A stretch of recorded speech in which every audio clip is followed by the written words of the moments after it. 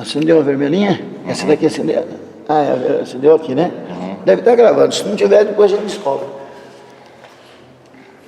Aleluia. Então, minha gente,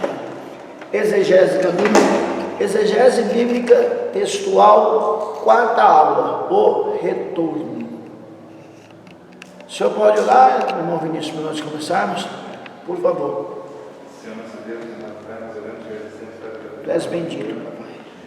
Tu és todo poderoso, meu Deus. Tu és fiel e verdadeiro, Deus justo, Pai tremendo, Deus misericordioso, Pai eterno, Deus de toda glória, Deus bendito, Pai de amor, Deus todo poderoso e do Senhor.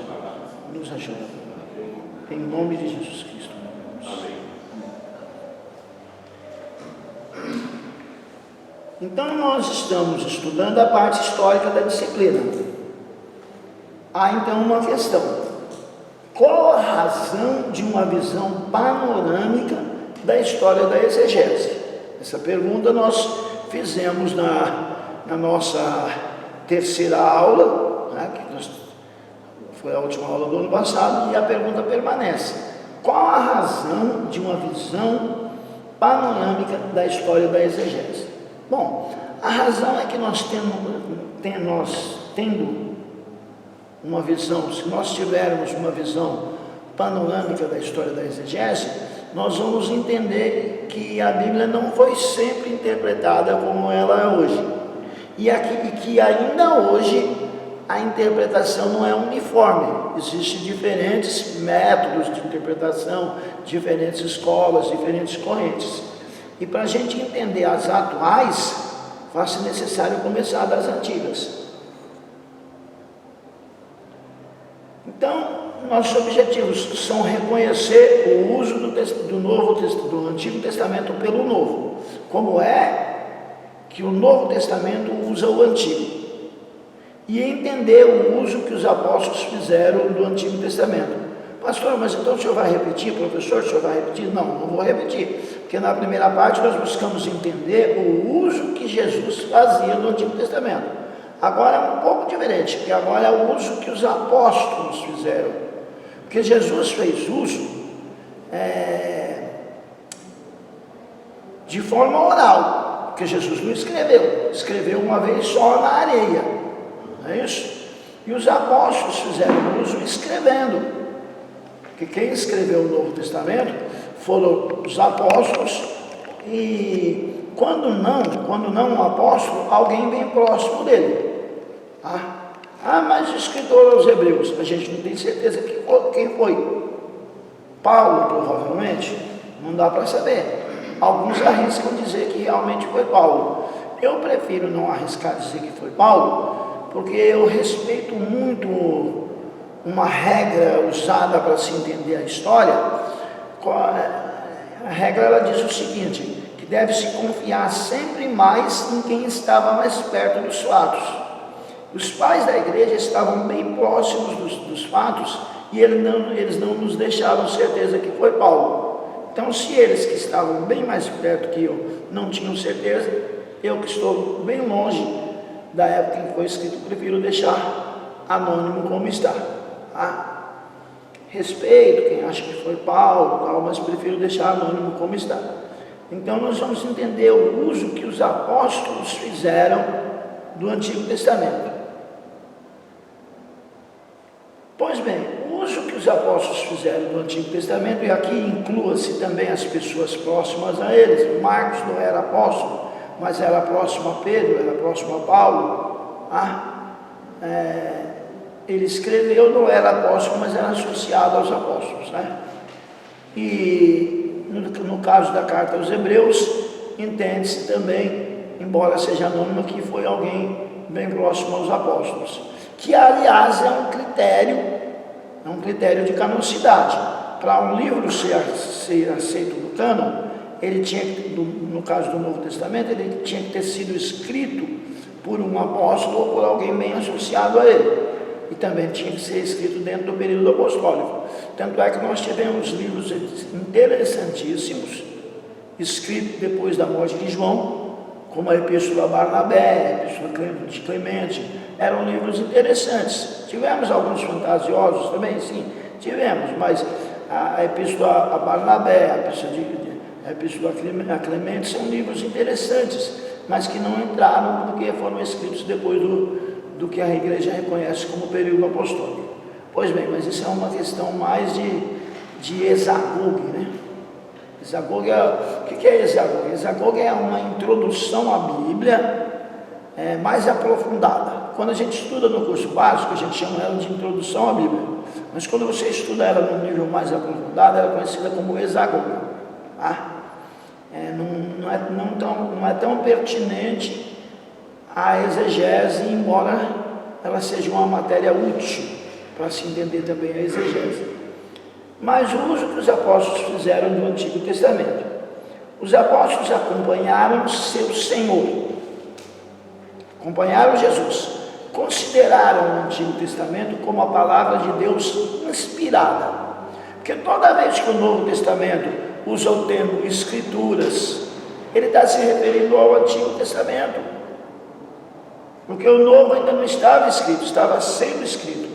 Então, quando aparece o termo Escrituras ou Sagradas Escrituras, está se referindo ao Antigo Testamento, até porque o Antigo Testamento é lei, profetas e escritos, e essa terceira parte chamada escritos, ela é chamada também de agiógrafos.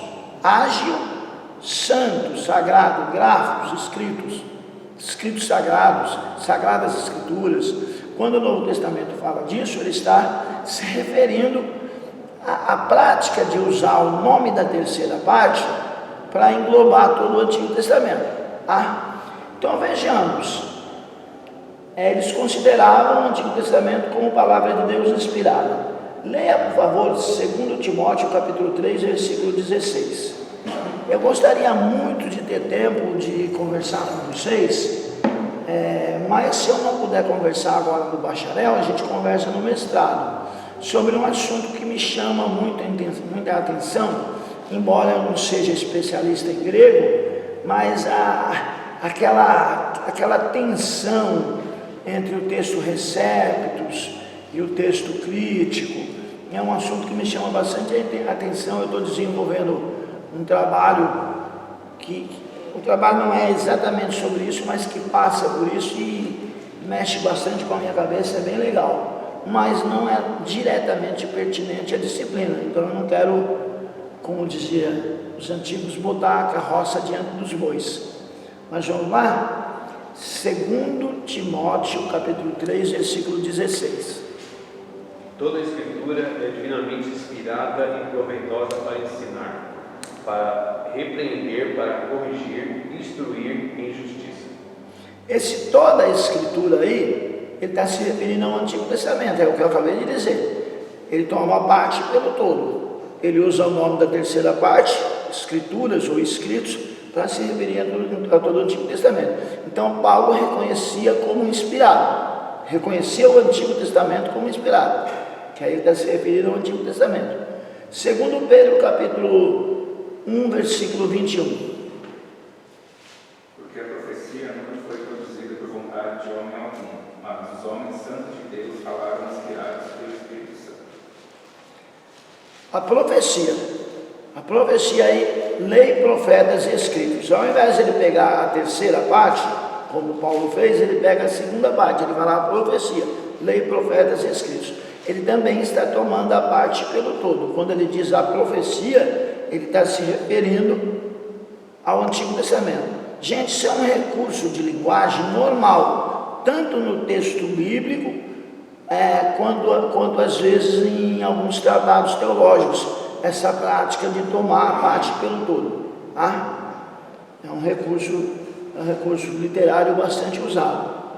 Às vezes quer se falar de um povo e pega-se o nome do líder do povo. Às vezes quer falar de Israel, fala mais Jacó, mas não está se referindo a pessoas de Jacó, está se referindo ao povo de Israel, e aí toma a parte pelo todo. Pois bem, em 56 casos, pelo menos, há referência explícita a Deus como autor no texto bíblico. 56 vezes, pelo menos, o Novo Testamento chama Deus de autor do Antigo Testamento. Deus, ele é o autor primário. O autor é Deus. O homem é um autor secundário. Mas nunca imagine uma psicografia, tá? Nunca Deus entrando na mente e ditando, como acontece no kardecismo. É inspiração, e não psicografia. A inspiração, o caráter do escritor, a cultura dele prevalece. E é aproveitado pelo Espírito Santo no seu extremo. Nós já conversamos um pouco a respeito disso aqui em algumas aulas, né? A perfeição do uso dos termos, palavra certinha, na hora certa, no lugar certo, onde poderia ter sido usado uma outra, é usada a palavra mais exata possível.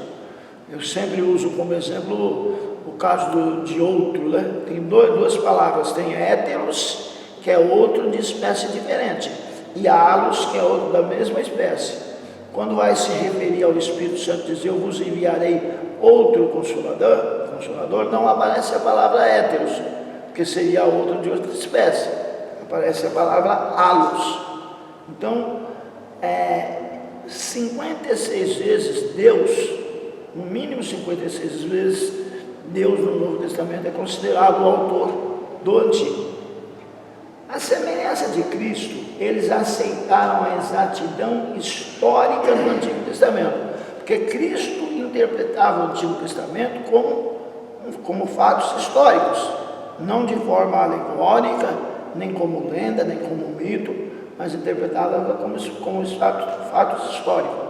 E nós vemos no Novo Testamento a mesma coisa. Nós não vamos ler Atos dos Apóstolos, do capítulo 7, do 9 ao 50, que é Estevão narrando o Antigo Testamento, porque fica muito longo, mas dá para perceber que ele narra o Antigo Testamento como fato histórico, né?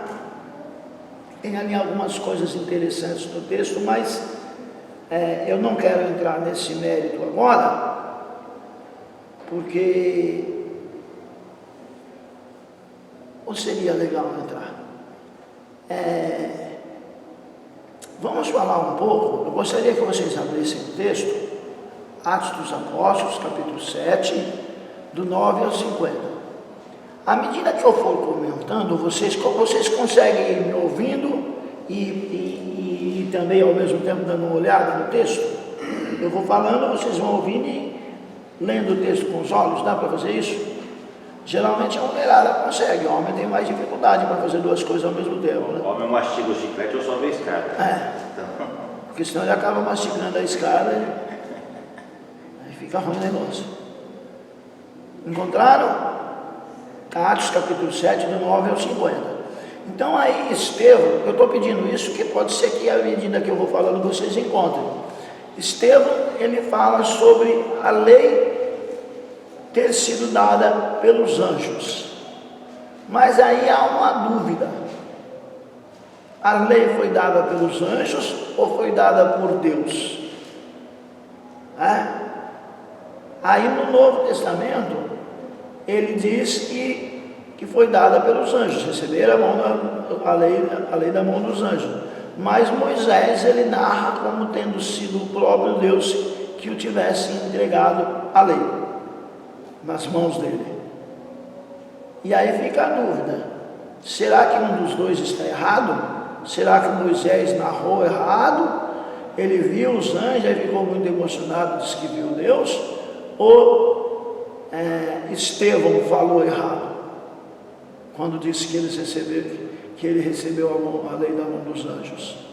Então são coisas interessantes, porque alguns que querem desacreditar a Bíblia colocam isso como erro, como inexatidão, né, como discrepância do texto. Às vezes pode ser também uma falta de detalhes, né? Talvez quando Moisés viu, ele viu Deus escrevendo, mas os anjos entregaram, né, as tábuas, sei lá. Então, mas fica preocupante, irmã Tati, porque é colocar inexatidão na inspiração. E quem inspirou foi um ser perfeito, foi o Espírito Santo. Então tem que ter algum argumento humano para isso, para não depor contra a inspiração do Espírito Santo. Alguma coisa aconteceu com quem recebeu a inspiração. Alguma coisa aconteceu com quem recebeu a inspiração. O que ocorre é que se disser que foi os anjos, está certo. E se disser que foi Deus, está certo também, do mesmo jeito. Porque o que acontece? A lei, ela é de Deus. E a entrega da lei foi uma teofania. Então, se disser que foi Deus, Deus estava presente, foi Deus. Deus está com o seu séquito. Se disser que foi os anjos também não tem problema. Também não tem problema. Cada autor, ele pode narrar o mesmo fato segundo a sua visão. Que não vai dar problema por causa da questão da teofania. Agora, se você pegar um teólogo liberal que não acredita em teofania, ele vai dizer que o texto está errado. Ele vai dizer que o texto está errado, aí ele vai dizer que é um erro do texto Receptos de Erasmo, e aí vai dar vai quebrar o pau, né? Você pegar um liberal, ele vai usar isso como maneira de depor contra o texto mais conservador, que é o texto Receptos. Quando eu falo para vocês, eu não gosto muito das versões modernas. Por que eu não gosto muito das versões modernas? Porque a maior parte delas vem do texto crítico. E o texto crítico, ele é racional. Ele depõe contra os milagres. Não é exatamente o texto que depõe. Ele favorece uma interpretação dos liberais que vai depor contra os milagres. É por isso que eu não gosto das Bíblias modernas, inclusive as Bíblias dos Testemunhos de Jeová são com base no texto crítico. Por isso que eu prefiro o texto recéptico. Ou se você não quiser falar esse nome difícil, texto recebido dá ótimo, né? Que é o texto de Erasmo de Roterdã. Então, achou o versículo? Pode ler por gentileza? Só fala para nós o capítulo e o versículo, tá? Só o nome? Só o pertinente exatamente a esse assunto que eu estou dizendo. Recebimento da lei. 7, verso 9. Os patriarcas invejosos de José venderam-no para o Egito, mas Deus estava com ele e livrou-o de todas as suas aflições, concedendo-lhe também graça e sabedoria perante Faraó, rei do Egito, que o constituiu governador daquela nação e de toda a casa real. 11. Sobreveio, porém, fome em todo o Egito, e em Canaã houve grande tribulação, e nossos pais não acharam mantimentos. Mas, tendo ouvido Jacó que no Egito havia trigo, enviou pela primeira vez os nossos pais. Na segunda vez, José se fez reconhecer por seus irmãos e se tornou conhecido de Faraó a família de José. Então José mandou chamar a Jacó, seu pai, e toda a sua parentela, isto é, 75 pessoas. Jacó desceu ao Egito e ali morreu, ele e também nossos pais, e foram transportados para Siquém e postos no sepulcro que Abraão ali comprara a dinheiro dos filhos de Amor. Como, porém, se aproximasse o tempo da promessa que Deus jurou a Abraão, o povo cresceu e se multiplicou no Egito, até que se levantou ali outro rei que não conhecia a José. Então outro rei tratou com astúcia a nossa raça e torturou os nossos pais, a ponto de forçá-los a enjeitar seus filhos para que não sobrevivessem. Por esse tempo nasceu Moisés, que era formoso aos olhos de Deus.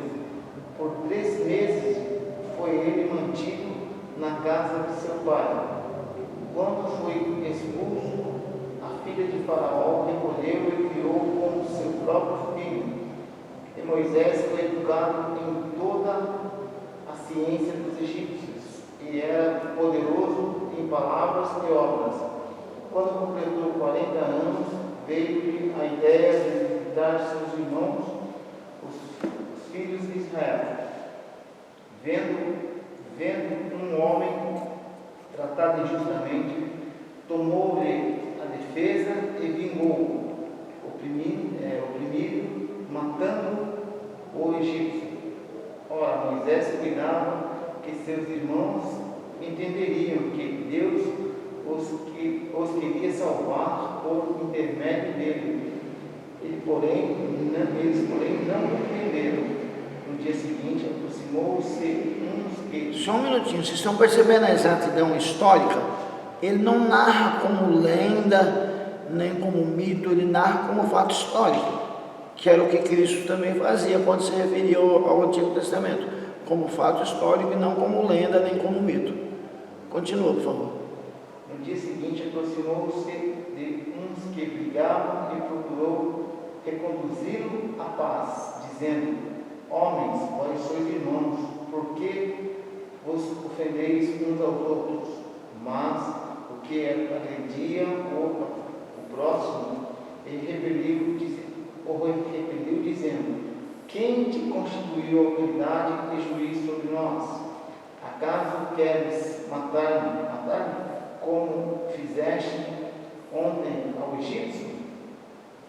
A esta palavra Moisés fugiu e tornou-se peregrino na terra de Midian, onde lhe nasceram 2 filhos. Decorridos 40 anos, apareceu-lhe no deserto, no monte Sinai, um anjo, por entre as chamas de uma sarça que ardia. Olha, o próprio texto do Êxodo, ele fala, em um momento ele fala Deus e em outro momento ele fala anjo. Então isso autoriza Estevão a falar anjo, que o próprio texto de Êxodo também fala. Ora ele fala, o Senhor, viu o Senhor, outra hora ele fala, viu um anjo, porque o que ele está vendo é o anjo do Senhor. Tá? Continua. Moisés, porém, diante daquela visão, ficou maravilhado e, aproximando-se para observar, ouviu-se a voz do Senhor: eu sou o Deus dos teus pais, o Deus de Abraão, de Isaque e de Jacó. Moisés, tremendo de medo, não ousava contemplá-la. Só até aí tá bom. Vocês percebem que ao mesmo tempo que é o Senhor, é o anjo do Senhor, porque é uma teofania. É Deus personificado em um anjo. Tá? Então não há erro em se dizer que é Deus e se dizer que é o anjo.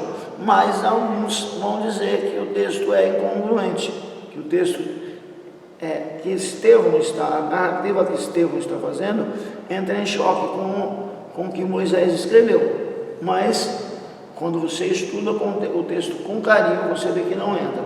E oi. Tem um caso também do artigo do Filipe, que fala o anjo do Senhor. Então, Vinícius, não é muito legal ir pelo artigo, porque alguns textos não é teofania e mesmo assim tem o artigo. Como é que você descobre quando é uma teofania? O anjo da teofania, ele faz coisas que só Deus pode fazer. Ele perdoa pecado, ele diz que o nome de Deus está nele, ele aceita sacrifício, ele executa juízo, coisas que só Deus pode fazer. Então aí você reconhece como uma teofania. Um anjo que todo mundo fala que é teofania e eu não concordo que seja, é o quarto selo da fornalha de fogo. Eles falam que é teofania, eu não concordo que seja. Por que eu não concordo que seja? Porque ele é um anjo comum, ele dá um livramento que qualquer outro anjo de Deus podia dar. Ele não perdoa pecado, aquele anjo perdoou o pecado de alguém naquele texto? Não perdoou o pecado, não aceitou o sacrifício. Então não tem por que ele ser uma teofania. Mas perpetuou-se um erro. O pessoal começou a pregar que aquele anjo era Cristo é o quarto homem da fornalha de fogo, tal, tudo, e gostaram do negócio, e aí fizeram uma tradução onde coloca como sendo o anjo do Senhor, coloca filho de Deus. E a tradução ali não é filho de Deus, é Bene Elohim, é filho dos deuses. Bene, filho, Elohim, deuses, é filhos dos deuses, porque o que está acontecendo ali é que não é o Espírito Santo. O Espírito Santo está mandando registrar, mas não é Deus, não é o Espírito Santo, não é Jesus e nem é um servo de Deus. Quem está falando é um pagão, é Nabucodonosor. Nabucodonosor nunca foi crente, embora alguém dá carteirinha até de pastor para Nabucodonosor se brincar, mas ele nunca foi crente. Nabucodonosor se tornou um enoteísta. O que é um enoteísta? Enoteísta é quem adora vários deuses, mas tem um Deus principal. A única coisa que ele fez foi colocar o Deus de Daniel como Deus principal no panteão dele. Ele nunca se converteu. Ele foi usado por Deus sem se converter mesmo. Ou alguém batizou o corvo, fez o apelo e batizou o corvo que levou carne para Elias. Então é um anjo comum? É um anjo comum, um anjo poderoso, mas um anjo comum. Porque Bene Elohim é filho dos deuses. Sabe o que estava acontecendo? Nabucodonosor achou que deixa eu explicar essa história direitinho. Tinha na Babilônia 2 tipos de fornalha. Tinha a fornalha de assar pão para dar para os pobres. Era o Bolsa Família da Babilônia. Assar pão para dar para os pobres. Tinha uma fornalha para isso. E tinha uma fornalha onde eles queimavam os seus heróis quando morriam. Eles não praticavam o sepultamento, principalmente dos heróis. Aquela fornalha onde jogaram os meninos era a fornalha onde se cremavam os heróis. Joga na fornalha. Ele ficou furioso, joga na fornalha. Jogou na fornalha, apareceu o anjo dentro da fornalha. Quando ele viu o anjo, ele falou: olha, o caráter deles é tão elevado que os nossos deuses protegeram eles. Bene Elohim, o filho dos deuses. De quais deuses? Dos deuses dele, Nabucodonosor, e não do nosso Deus. Essa visão era Babilônia. Com certeza. E quem está falando, o Espírito Santo, ele inspirou o registro, mas quem está falando não é Daniel, quem está falando é um pagão, é Nabucodonosor. Mas o povo não bota isso na cabeça, porque é bonito falar que o quarto homem da fornalha era Jesus. Já perdi até a amizade com um amigo meu por causa disso, porque eu falei: não tem como ser. Eu respeito quem acha que é, tudo bem, mas eu não faço coro com essa ideia. Tem música também assim, né? Por favor.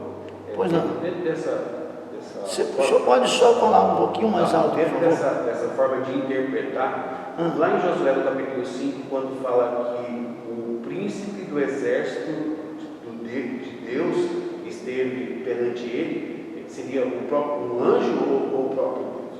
Ali, aquele anjo é uma personificação de Jesus Cristo. De Jesus Cristo. Porque aquele anjo, você percebeu que ele aceitou a adoração? Sim. Quando ele se dobrou perante Josué se dobrou perante ele não mandou Josué levantar. Perceba que João se dobrou perante o anjo, e ele falou: não se dobra não, levanta aí que eu sou um servo igual você. Sim. E aquele anjo não mandou Josué levantar. Pelo contrário, ele mandou Josué tirar a sandália igual tinha mandado Moisés. Gente, tá legal esse assunto, eu posso prosseguir? Tudo bem? Ficou entendido direitinho?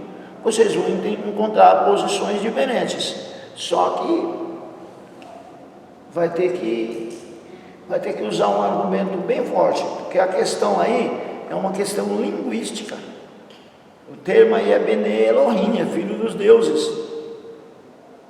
E tem toda a questão cultural, tem o fato de ser um pagão falando, então a gente respeita, mas não navega no mesmo barco. Não obstante esta afirmação, surgem perguntas a respeito do uso que fizeram no Antigo Testamento os escritores do Novo. Tais como, ao citar o Antigo Testamento, com frequência o Novo modifica o fraseado primitivo. Como se pode justificar hermeneuticamente tal prática?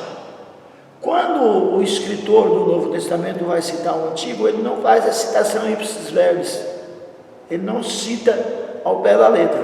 E alguns dizem que é errado, que foi um erro do escritor do Novo Testamento, desrespeitando a inspiração divina, porque quem está debaixo da inspiração divina não erra. Erra hoje erra, porque hoje a inspiração divina hoje é gradativa. Hoje eu posso estar sob a inspiração divina para profetizar e eu exagerar na profecia e eu ofender alguém, dizer mais do que era para dizer. Vou repreender alguém, eu repreendo mais do que era para repreender. O próprio Paulo diz, você que é espiritual, quando eu for repreender alguém, vai devagar para você também não ser tentado. Por quê? Porque é uma inspiração em um grau diferente. Não existe inspiração igual à inspiração para se escrever as Escrituras. Nós usamos a palavra inspiração, ela tomou por causa do alcance semântico, ela alcançou também a inspiração para fazer uma poesia, uma inspiração para tantas outras coisas.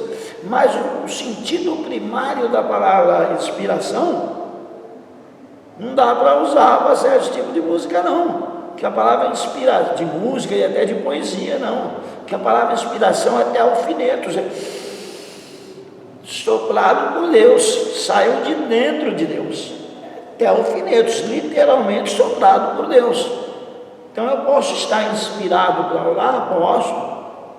Posso estar inspirado para compor um hino? Posso estar inspirado para pregar? Posso. Mas não é o grau de inspiração divina da Sagrada Escritura. Ela é divina também, mas não é o mesmo grau da Sagrada Escritura. Aquele grau da Sagrada Escritura cessou quando o último livro do cânon foi escrito. Por mais que os nossos irmãos pensem diferente que a gente, mas... E como vai diferenciar isso na língua portuguesa? Como vai diferenciar isso na língua portuguesa? Tem uma coisa chamada analogia da fé. Aí você o Senhor não vai separar pela língua, pelo idioma, não vai fazer uma separação linguística, filológica, o Senhor vai fazer uma separação teológica, analogia da fé. Combina com todos os outros casos do Antigo Testamento? Combina. Então tá. Não combina? Então não dá. É a chamada analogia da fé, que conta muito, embora os liberais dispensem a analogia da fé. Mas liberal dispensa até o nascimento original de Cristo, não dá para esperar muita coisa de um teólogo que assumiu uma posição dessa. Mas o senhor está falando que nenhuma composição é inspirada por Deus? É isso? Não, ela não é inspirada por Deus como a Bíblia é.